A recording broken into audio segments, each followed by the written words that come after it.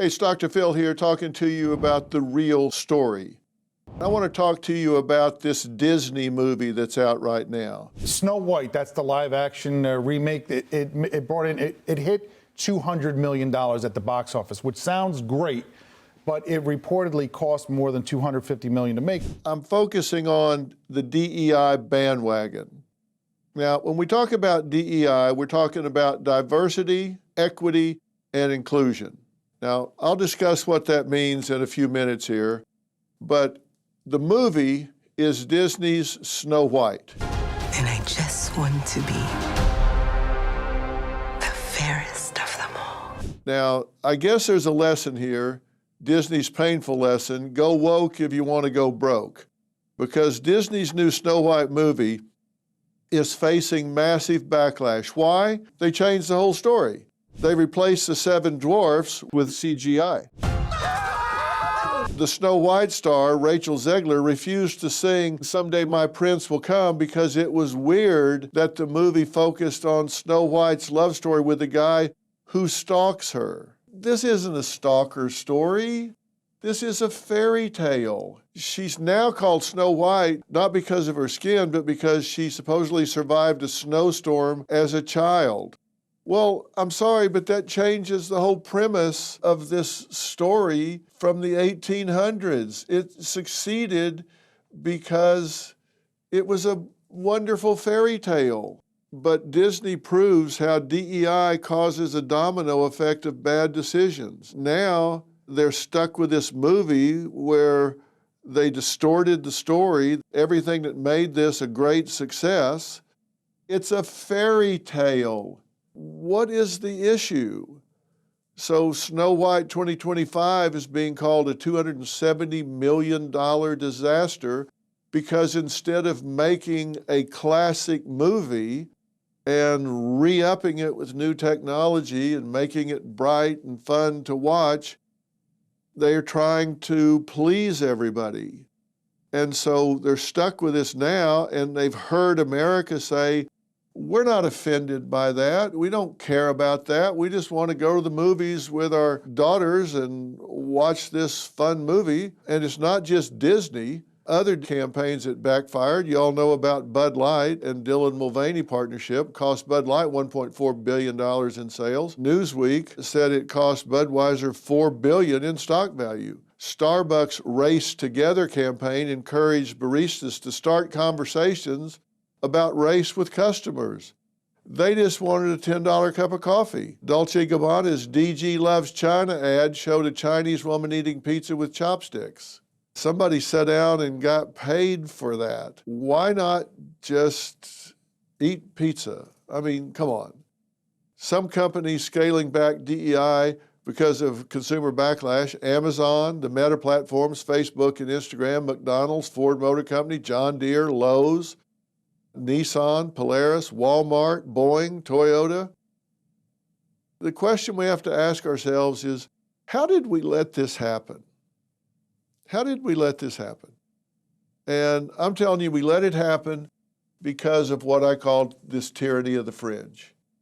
You get some radical fringe activists who start threatening people that if you don't go along with what we're saying, we're going to boycott you, we're going to call you haters, we're going to call you phobics, we're going to single you out. Think about it: diversity, equity, inclusion. Do we want diversity? Of course. We want diversity of ideas. It doesn't necessarily mean skin color or race or ethnic origin. And equity is not equality. They start talking about having the same outcome, not the same opportunity, the same outcome. And inclusion. Everybody wants to be included. I get that. But at what cost? At what price? And so we start distorting reality. That doesn't make sense. Now, here's the deal. People are starting to sue these companies for reverse discrimination. And people said, well, you can't be discriminated against unless you're a minority. That's not true.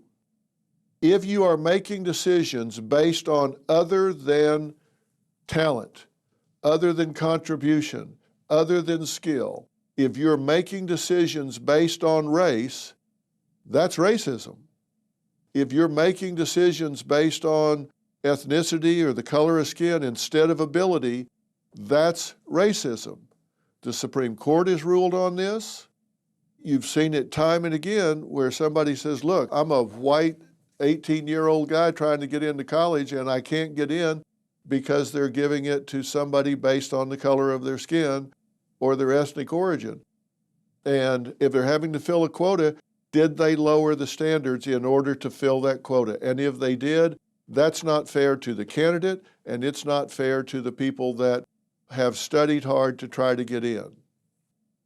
You don't want someone in any role that interacts with your life where they lowered the standards.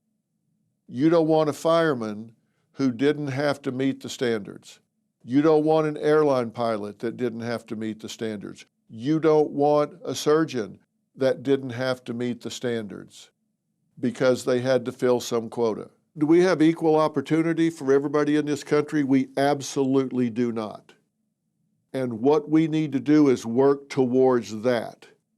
We have children in the inner city who have crummy schools. They have schools where the windows are falling out, the blackboards are falling off the wall. They don't have whiteboards. They don't have good Wi-Fi. They don't have computers to work with. And if we're going to fix the problem of equal opportunity, we need to fix it starting right there in pre-K. If we're going to fix this, we can make a huge dent in this in one generation.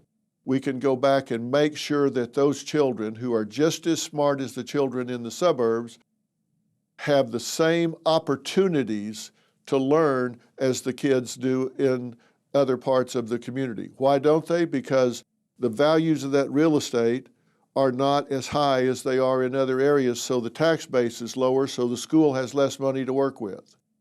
If we want to fix this, we need to support those schools. We need to make sure they have the same facilities, the same computers, the same teachers, the same opportunities that the other schools have. They won't need to lower the standards to give them a chance. They will show up, they're just as smart as anybody else, and they will do the job. I can't tell you how many doctor friends I have that are in an ethnic group that have to live with the stigma of somebody saying, oh, so you're a doctor, you must have gotten in on some kind of special program or something. And they're like, hell, I did.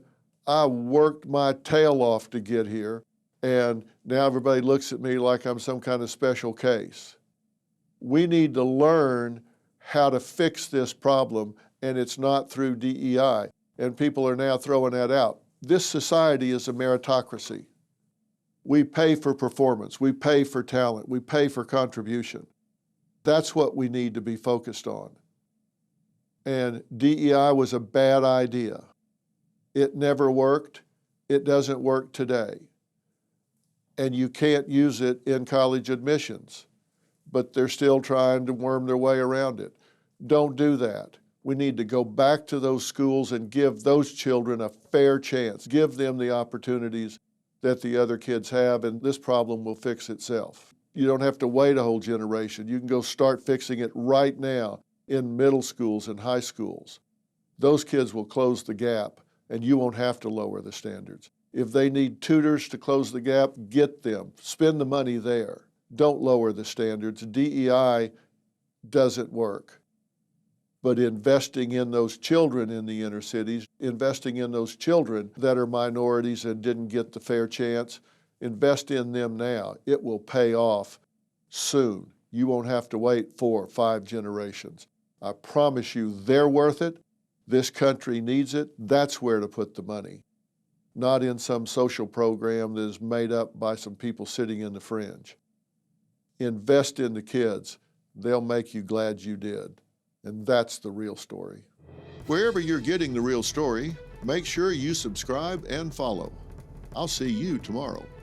You know, coming home and slipping into my Cozy Earth pajamas and crawling into bed with their ridiculously soft sheets has transformed my nights into the most relaxing part of my day, all because of Cozy Earth.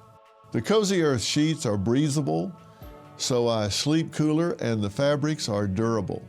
If you haven't tried Cozy Earth yet, you're missing out on what feels like a 5-star hotel at home.